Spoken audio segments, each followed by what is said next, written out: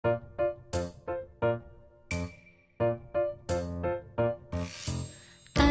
tanak, tanak, aku anak tanak. Ku bangga bertumbuh, sukacita bersama. Aku anak Tuhan Yesus, selalu bersyukur dan berdoa. Belajar kasih, gerak dan lagu, bisa yuk tanya Romo. Ku bangga jadi anak tanak, teman anak Katolik. Ku bangga jadi anak tanak, teman anak Katolik.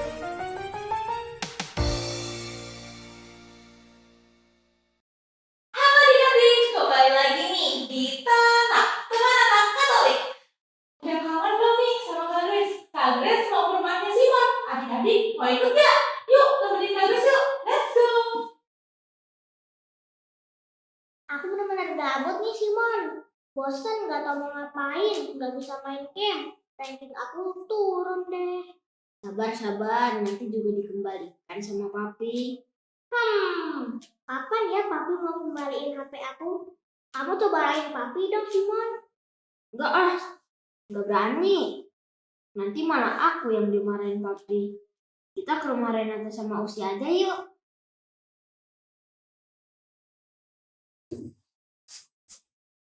Halo Simon, halo Lauren. Aku bareng kakak dan Usti nih.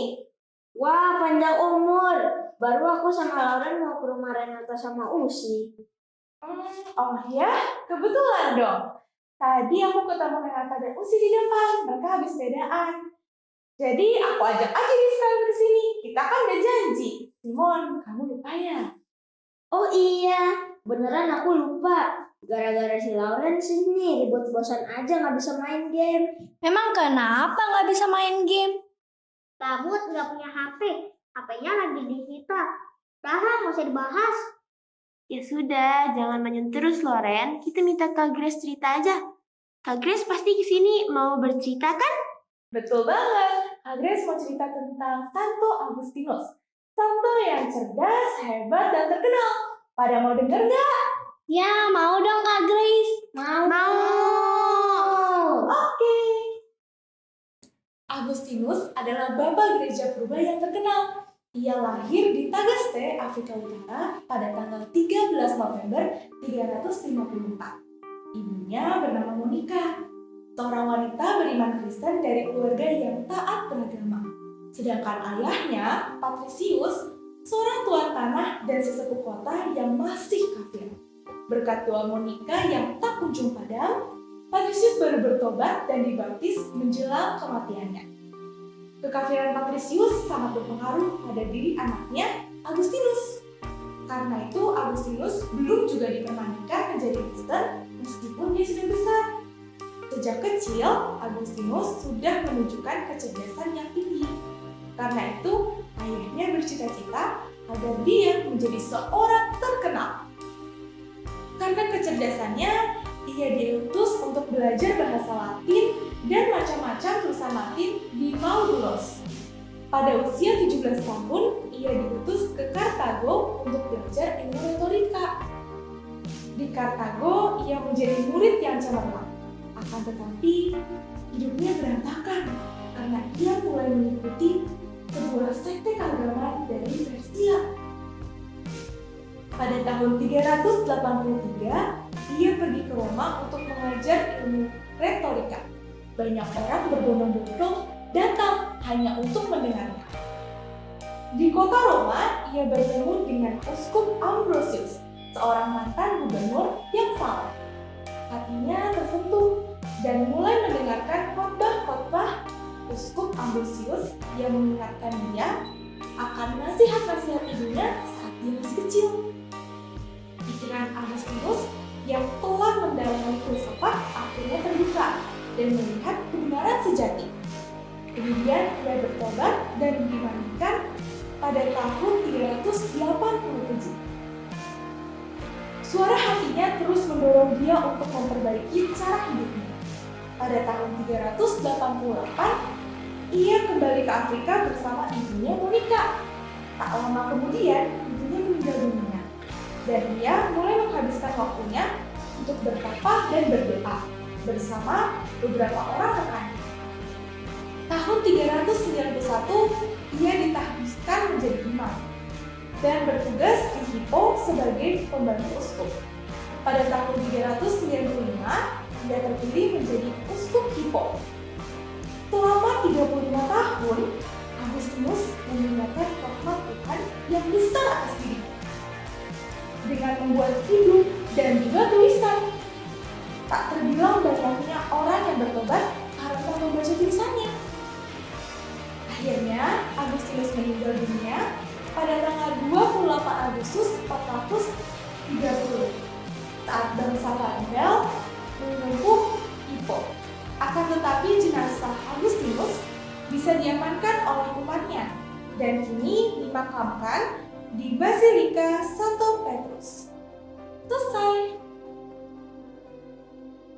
Dari orang tersesat, bertobat, kemudian menjadi uskup, dan akhirnya menjadi orang kudus atau santo. Luar biasa banget ya Santo Agustinus ini. Dari kisah Santo Agustinus tadi, aku merasakan bahwa Tuhan selalu menerima orang yang mau datang kepadanya, sebesar apapun dosanya, asalkan ia bertobat. Betul Renata, itulah Allah yang Maha Rahim. Nah, untuk lebih jelasnya, sekarang waktunya kita tanya Romo. Yuk, tanya Romo. Ayo! Oke, bentar ya. Agnes sama Moi dulu. Halo Romo, di sini ada Lauren, Simon, Usi, dan Renata. Halo, Loren, Renata, Usi, Simon. Wow, ketemu lagi kita. Apa kabar? Sehat selalu kan? Amin. Iya nih Romo, kita mau nanya nih. Boleh. Tanya apa Romo, sih? tadi Kak Grace bercerita kisah Santo Agustinus, seorang yang kafir dan banyak dosa, lalu bertobat, dan bisa menjadi seorang uskup, bahkan menjadi salah satu orang kudus. Tuhan tidak menolak Agustinus yang datang kepadanya. Meskipun dia banyak dosa, malah memberkatinya lebih hebat lagi. Kok Tuhan gak marah, Romo? Jangan begitu dong. Kamu tuh tukang marah. Tas ini loh, naik pitam. Emosi, malah darah tinggi. Jangan jadi penyakit ya. Nah, Allah gak akan pernah marah. Karena Allah kita Maha Rahim. Allah kita penuh belas kasihan. Allah kita mau menolong siapapun. Apalagi mereka yang berdosa berat, diundangnya untuk bertobat, mengalami pengampunan dan belas kasih. Dan buset loh, Allah kita itu lautan kerahimannya seluas samudra dan tidak terbatas. Jadi Allah gak pernah menghukum kalau orangnya bertobat. Agustinus bertobat dari kafir.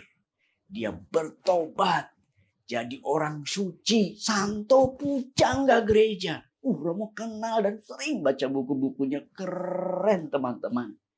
Kesimpulannya apa? Kalau teman-teman berdosa, jangan lupa datang kepada kerahiman Tuhan. Seberat apapun dosamu, Allah merangkul. Dan ingat loh, Allah yang Maha Rahim itu akan memberdayakan pendosa yang luar biasa. Agustinus adalah contohnya. Masih lagi banyak orang-orang suci. Lihat contoh-contoh di kitab suci. Tokoh-tokohnya banyak. Agus ini keren. Tapi itu syaratnya. Berani ngaku dosa. Datang kepada Tuhan. Dan Tuhan pasti akan mengampuni kita. Selamat bertobat. Tuhan memberkati.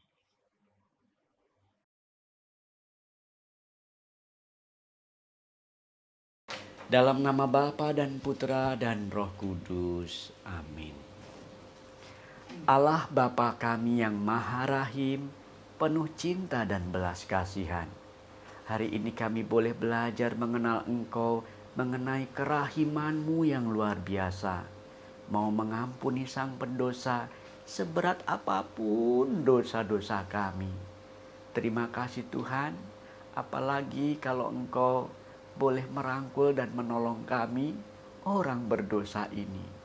Terima kasih Tuhan, aku orang berdosa boleh bertobat, memohon kerahiman-Mu. Ajari kami terus Tuhan, mengenal kerahiman-Mu yang luar biasa indah itu. Belajar dari Santo Agustinus, kami dapat memahami orang berdosa bertobat, tetap Kau pandang luar biasa, spesial di hadapan-Mu. Terima kasih Tuhan untuk pelajaran hari ini. Demi Kristus Tuhan, pengantara kami. Amin. Dalam nama Bapa dan Putra dan Roh Kudus. Amin.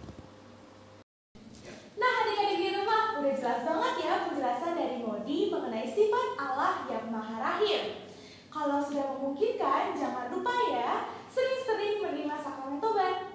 Lauren, kalau kamu gimana nih? Udah tobat belum? Gak main game sampai malam-malam lagi? Tobat Kak Grace. Oke, kalau begitu, Kak Grace dan teman-teman di sini pamit dulu